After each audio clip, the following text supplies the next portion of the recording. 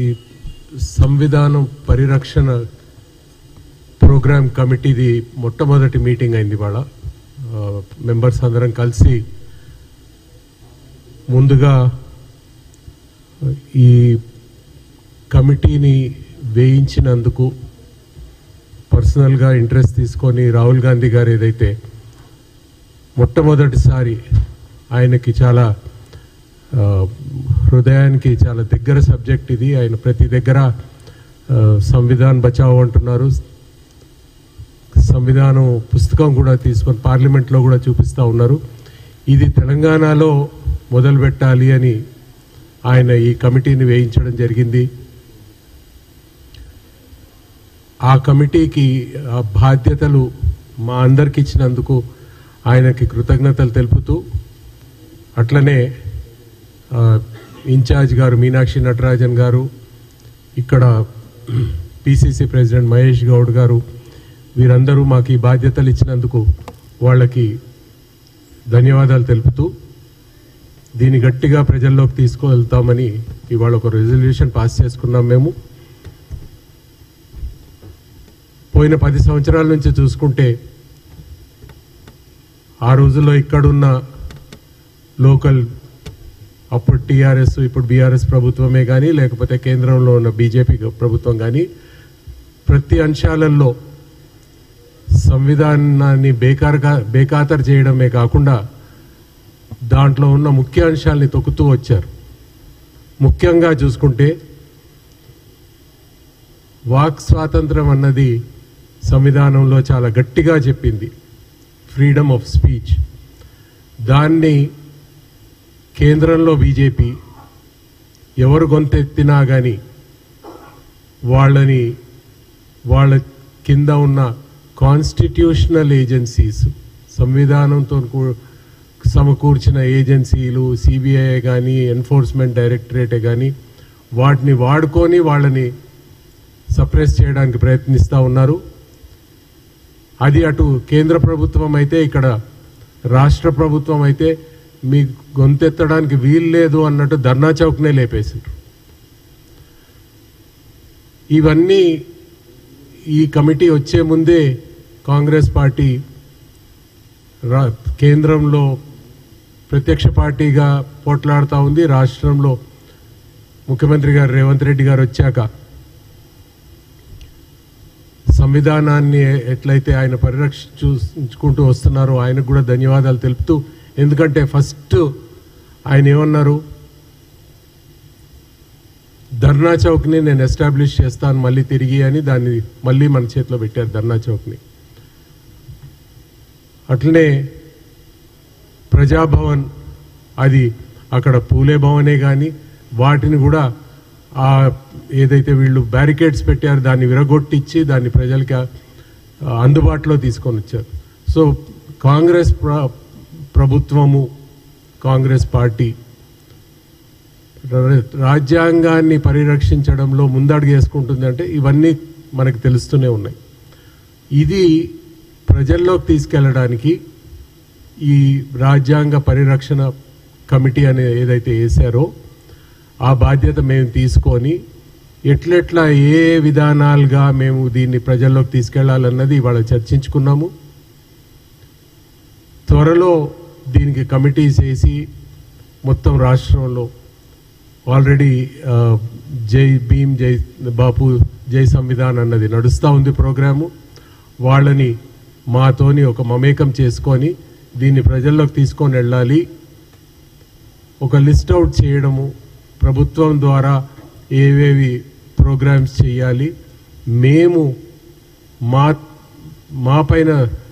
మా భుజాలపైన ఏ బాధ్యతలు తీసుకొని మేం చేయాలో ఇవాళ మొట్టమొదటిసారి కూర్చున్నాము. ఇవన్నీ త్వరలో మొదలు పెడతామని చెప్పి ప్రజలకి మీ హక్కులన్నీ మీకు తెచ్చిస్తాము, మీ రైట్స్ అన్నీ మీకు తెచ్చిస్తాము. మీకు చదువే కానీ ఆరోగ్యమే కానీ సంవిధానంలో ఇది ఒక బేసిక్ థింగ్, అది right of education, right of health అన్నది. సో అవన్నీ ఈ మిగిలిన 3.5 సంవత్సరాలు ఆల్రెడీ మొదలుపెట్టాం, ప్రభుత్వం రాగానే మొదలుపెట్టాం.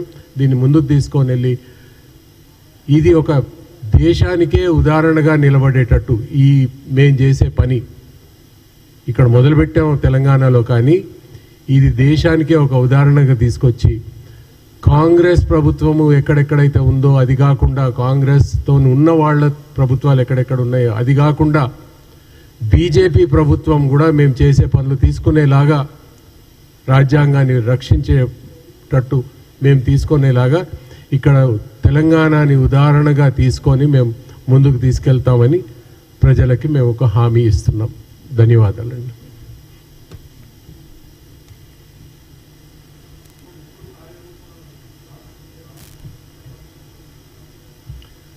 ఈ కమిటీ వారం రోజులైంది వేసి ఇవాళ కూర్చున్నాము. మెజారిటీ మెంబర్స్ అందరూ వచ్చారు. నెక్స్ట్ ఇదేదైతే జై భీమ్, జై పూలే, జై బాపు, జై సంవిధాన్ ఏదైతే ఉందో వాళ్ళతోని ఒక్కసారి కోఆర్డినేట్ చేసుకొని ఈ నెలాఖరులోగా మేము ఇవన్నీ పూర్తి చేసుకొని వచ్చే నెల నుంచి ఈ కార్యక్రమాలు ప్రజలకు తీసుకొని వెళ్తాం.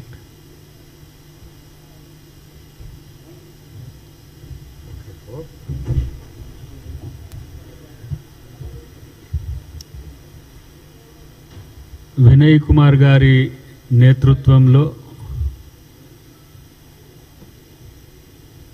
రాజ్యాంగ పరిరక్షణ కమిటీ ఏర్పాటు చేసిన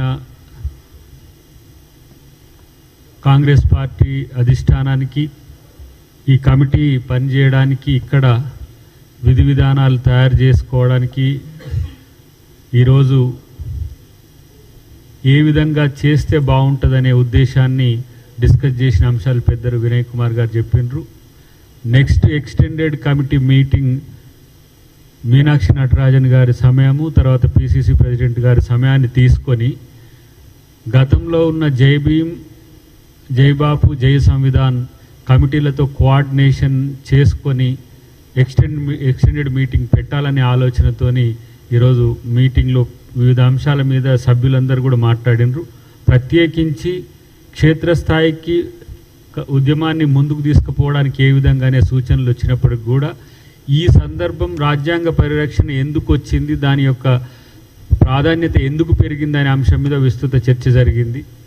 ఈరోజు బీజేపీ ప్రభుత్వం దేశంలో అధికారంలో ఉన్న తర్వాత రాజ్యాంగానికి ప్రమాదం వచ్చిన ఈ పరిస్థితుల్లో రాజ్యాంగ పరిరక్షణ బాధ్యత కాంగ్రెస్ పార్టీ, మా నాయకుడు ఎల్ఓపి రాహుల్ గాంధీ గారు తీసుకోవడం, రాహుల్ గాంధీ గారి యొక్క ఆలోచనలను ముందుకు తీసుకుపోవడానికి కాంగ్రెస్ పార్టీగా మేమంతా ఒక కమిటీని ఏర్పాటు చేసుకున్నప్పటికి కూడా దీంట్లో ప్రజా సంఘాలను, మేధావులను, సివిల్ సొసైటీ నుంచి ఏవైతే ఇంటలెక్చువల్స్ ఉన్నారో వాళ్ళందరినీ కూడా దీంట్లో ఇన్వాల్వ్ చేసుకోవడంతో పాటు ఆదివాసీ, గిరిజననే కాకుండా దళిత, బడుగు, బలహీన వర్గాలకు రాజ్యాంగం యొక్క ప్రాధాన్యతను వివరించడానికి పెద్ద ఎత్తున కార్యక్రమాలు జిల్లా స్థాయి నుంచి, నియోజకవర్గ స్థాయి నుంచి, మండల స్థాయి వరకు తీసుకుపోతే బాగుంటుందని ఒక ఆలోచన వచ్చింది. కాబట్టి దీన్ని ముందుకు తీసుకుపోవడానికి పార్టీగా మేము ఒక కోఆర్డినేటర్గా, ఒక ఫెసిలిటేటర్గా ఉంటూనే సమాజాన్ని, విద్యార్థులను, యువకులను అంతా కూడా దీంట్లో పార్టిసిపేట్ చేయాలనే ఒక ప్రాథమిక అంచనా వచ్చింది. కాబట్టి దాని కార్యక్రమాలన్నింటినీ కూడా విస్తృత స్థాయి సమావేశంలో నిర్దేశించి భవిష్యత్తులో తెలంగాణలో ఇలాంటి కార్యక్రమం చేసిందని దేశం మొత్తం కూడా మాట్లాడుకునే విధంగా ఉండాలని ఒక ఆలోచన వచ్చినాం. చివరికి రాజ్యాంగ పరిరక్షణ మహాసభ పేరు మీద ఒక పెద్ద ఎత్తున రాజ్యాంగంలోని అంశాలన్నీ కూలంకుషంగా ఉండేటట్టుగా ఒక 1,00,000 పైచిలుకు పుస్తకాలు కూడా ముందుగా పంచాలనే ఒక ఆలోచన ప్రాథమికంగా వచ్చినాం. వాటికి సంబంధించిన వివరాలన్నీ కూడా ఎక్స్టెండెడ్ మీటింగ్లో మాట్లాడుకుంటాం. కాబట్టి బీజేపీ ప్రభుత్వంతో, మోడీతో, లేదంటే ఇలా భారత ప్రభుత్వం రాజ్యాంగ పరిరక్షణ బాధ్యత వహించాల్సింది పోయి ఇలా విపక్షంలో ఉన్న ఈ దేశానికి స్వాతంత్రం తెచ్చిన కాంగ్రెస్ పార్టీ దాని బాధ్యతను తీసుకుంటుంది అని అంటేనే రాజ్యాంగం ప్రమాదంలో పడింది అని అంటే ఆ దేశంలో ఒక రకమైన సమస్య ఉంటుంది. ఇప్పుడు అదే అప్రకటిత ఎమర్జెన్సీ మాదిరిగా ఏ విధంగా మోడీ గారి ప్రభుత్వం ఉందో ఆ వివరాలని కూడా మేము ప్రచారంలో భాగంగా ముందుకు పెడతాం. అన్నిటికంటే ముఖ్యంగా ఈ మా కమిటీకి తెలంగాణ సమాజం నుంచి మద్దతు కావాలని మీ ద్వారా మేము కోరుతున్నాం. దానికి వినయ్ కుమార్ గారు అతి త్వరలో ఒక ఎజెండాను తయారు చేసి అందరికి కూడా మేధావులతో పాటు ప్రజా సంఘాలు అందరికి కూడా ఒక ఎజెండాను పంపిస్తారు. అక్కడక్కడ ప్రతి ఒక్కరు కూడా పాల్గొని మాకు సహకరించాల్సిందిగా విజ్ఞప్తి చేస్తూ ఈ సమావేశంలో వచ్చిన అంశాలన్నింటినీ రేపు ఎజెండాగా పెట్టి రేపు విస్తృత స్థాయి సమావేశంలో చర్చిస్తామని చెప్పి తెలియజేస్తున్నాం. ఒక మాట అరికల నరసారెడ్డి గారు ఒక మాట సంవిధాన్ బచావ్ కమిటీ మరి మొట్టమొదటిగా తెలంగాణ రాష్ట్రంలో ఇంట్రడక్షన్ చేసినందుకు రాహుల్ గాంధీ గారికి ధన్యవాదాలు తెలియజేస్తూ వారు చెప్పినట్టు, ఎందుకంటే ఇప్పుడు వినయ్ కుమార్ గారు కానీ దయాకర్ గారు చెప్పినట్టు దేశంలో మరి ప్రజాస్వామ్యము ప్రమాదంలో పడ్డది. గతంలో ఉన్నటువంటి బీజేపీ పార్టీ వేరు, ఇప్పుడు ఉన్నటువంటి మోడీ అమిత్ షా బీజేపీ పార్టీ వేరు. ఈ సందర్భంలో ఎందుకంటే ప్రజాస్వామ్యానికే ప్రమాదం కలుగుతున్నది. ఇలా 70 సంవత్సరాలు ఎందుకంటే మనము స్వతంత్రం సాధించుకొని ఇప్పటి వరకు కూడా ఇంకెందుకంటే దాంట్లో రాసినటువంటి రాజ్యాంగంలో ఇంకా మన దేశంలో ఉన్నటువంటి జనాభాలో 50% మందికి దానికి అవగాహన లేదు. కానీ ఇప్పుడు ఉన్నటువంటి అధికారంలో పార్టీ బీజేపీ పార్టీ తన ఇష్టానుసారంగా మన దేశంలో ప్రజాస్వామ్య దేశం ఇది, అన్ని మతాలు అన్ని కులాలు అన్ని ప్రాంతాలు ఉన్నటువంటి దేశం ఇది. వేరే దేశంకు మన దేశంకు ఒక డిఫరెంట్ ఉన్నది. కానీ ఇప్పుడు జరుగుతున్నటువంటి పరిస్థితి చూస్తున్నట్లయితే ఒక డిఫరెంట్గా వాళ్ళు ఎందుకంటే పరిపాలన చేస్తున్నారు కాబట్టి ఇది ఎక్కడికి మరి ప్రమాదానికి వెళ్తుందో, మరి ఈ రాజ్యాంగాన్ని కాపాడాల్సిన బాధ్యత స్వతంత్రంలో పోరాటం చేసి 100 సంవత్సరాల పైన చరిత్ర ఉన్నటువంటి కాంగ్రెస్ పార్టీకి ఒక బాధ్యత ఉన్నది. కాబట్టి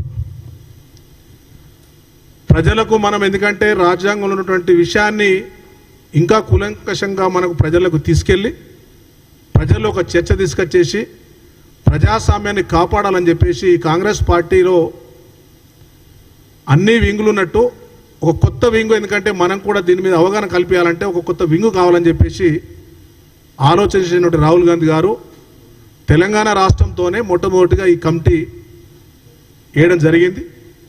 వారు చెప్పినట్టు ఎందుకంటే దీనివల్ల లాభాలు ప్రజల్లో ఏ విధంగా అవగాహన కల్పించాలి, అది మరి కింది స్థాయికి వెళ్తే తప్ప ఈ రాష్ట్రంలో ఉన్నటువంటి మేధావులు కానీ స్వచ్ఛంద సంస్థలు కానీ ఎడ్యుకేషన్ ఇన్స్టిట్యూషన్స్ కానీ స్కూల్స్ కానీ విపరీతంగా ఎందుకంటే దీని మీద ప్రచారం చేస్తే తప్ప దాని విషయాలు ఎందుకంటే బయటకు వచ్చే అవకాశాలు లేవు. కాబట్టి ఆ ప్రచార కార్యక్రమం తీసుకోవాలనే బాధ్యతనే ఈ కమిటీ మరి భుజాలపై పెట్టడం జరిగింది. కాబట్టి ఇది మొట్టమొదటి సమావేశం జరిగింది. భవిష్యత్తులో వారు అన్నట్టు ఎందుకంటే దీని మీద అనేక చర్చ చేసి ఖచ్చితంగా ఎందుకంటే తెలంగాణ మొట్టమొదటిగా ఈ కమిటీ చేశారు కాబట్టి దేశానికే రేపు ఆదర్శం కావాలి. రేపు దేశవ్యాప్తంగా కూడా ఇలాంటి కమిటీలు ఏర్పాటు చేయాలి, దేశవ్యాప్తంగా కూడా ప్రచారం జరగాలి. ప్రజలకు ఎందుకంటే తనకున్నటువంటి హక్కుల్ని ప్రశ్నించినటువంటి హక్కు ప్రతి ఒక్కటి హక్కు రైట్, అది ఆ రైట్ వినియోగించుకోవాలనేది చెప్పడానికి ఈ కమిటీ వేయడం జరిగింది. ఖచ్చితంగా వారు అన్నట్టు ఎందుకంటే పూర్తి స్థాయిలో దీన్ని ఎందుకంటే పెద్ద ఎత్తున ప్రజలకు తీసుకెళ్ళి సక్సెస్ఫుల్గా చేసి దేశంలో కూడా ఈ కమిటీ గురించి మాట్లాడుకునే పరిస్థితి తీసుకొస్తామని కూడా సందర్భంగా తెలియజేస్తూ సెలవు తీసుకుంటాం.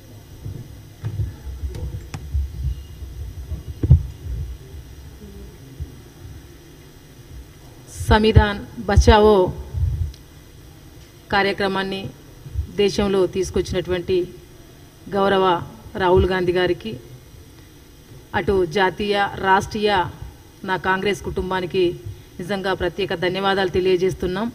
ఒక మంచి ఆలోచన వచ్చి దేశంలో మార్పు రావాలనేటువంటి ఒక ఆలోచన ఒక కాంగ్రెస్ పార్టీకి మాత్రమే అది సాధ్యమవుతుందనేసి తెలియజేస్తూ, నిజంగా సంవిధానంలో ఫస్ట్ ముందు మాటలో స్వేచ్ఛ, సమానత్వము, సామ్యవాదము, స్వాభ్రతత్వము, లౌకికవాదం ఏవైతే ఉన్నాయో అవి ఈ సమాజంలో ఈ సమాజ నిర్మాణం కొరకు, ఈ సమాజ అభివృద్ధి కొరకు పనికి రాకుండా ఉన్నాయనేటువంటి ఒక ఆలోచన విధానంతో మరి ఇవి సమాజంలో గ్రౌండ్ లెవెల్లో వెళ్ళి ఈ సమాజ నిర్మాణం కొరకు, సమాజ అభివృద్ధి కొరకు, అట్టడుగు వర్గాల అభివృద్ధి జరిగి సమానత్వంగా ఈ దేశంలో జీవించాలనేటువంటి ఒక గొప్ప లక్ష్యం పెట్టుకున్నారు రాహుల్ గాంధీ గారు.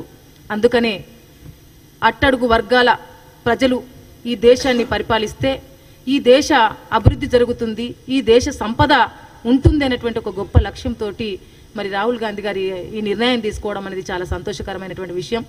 మొన్న అమిత్ షా మోదీ గారు ఒక పార్లమెంట్లోనే అది అసలు మాట్లాడేటటువంటి వాక్యం కూడా కాదు, తను ఈరోజు అక్కడ పార్లమెంట్లో కూర్చున్నారు అంటే అది రాజ్యాంగం ఇచ్చినటువంటి అది గొప్ప విలువ అనేటువంటి ఒక విషయాన్ని కూడా మర్చిపోయి అంబేద్కర్ అంబేద్కర్ అంబేద్కర్ అనడానికన్నా దేవుణ్ణి తలుసుకుంటే బాగుంటుంది కదా, స్వర్గం పోతారు అనేసి చెప్పారు అక్కడ.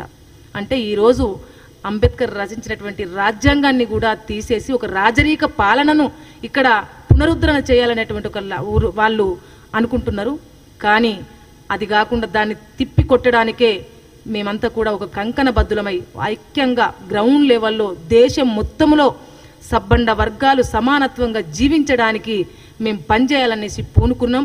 తప్పకుండా ప్రజలు బీజేపీ అమిత్ షాకు మోదీకి బుద్ధి చెప్తారనేసి కూడా ఈ సందర్భంగా తెలియజేస్తూ, మరి స్వర్గం అనేది వాళ్ళకు తెలుసు కావచ్చు, నడిచిపోతారా, బస్ తోటి పోతారా, లారీ తోటి పోతారా అని మాకు తెలియదు. కానీ మీ రాజ్యాంగం అనేది అది నిజం, అది కొట్లాడి ఇది దేశ ప్రజల అభివృద్ధి కొరకు తీసుకొచ్చినటువంటిది, అది నిజమైనటువంటిది. కాబట్టి అది ఒక హిస్టరీ, ఒక చరిత్ర, అది అనుభవిస్తున్నటువంటి ఫలాలు అవి.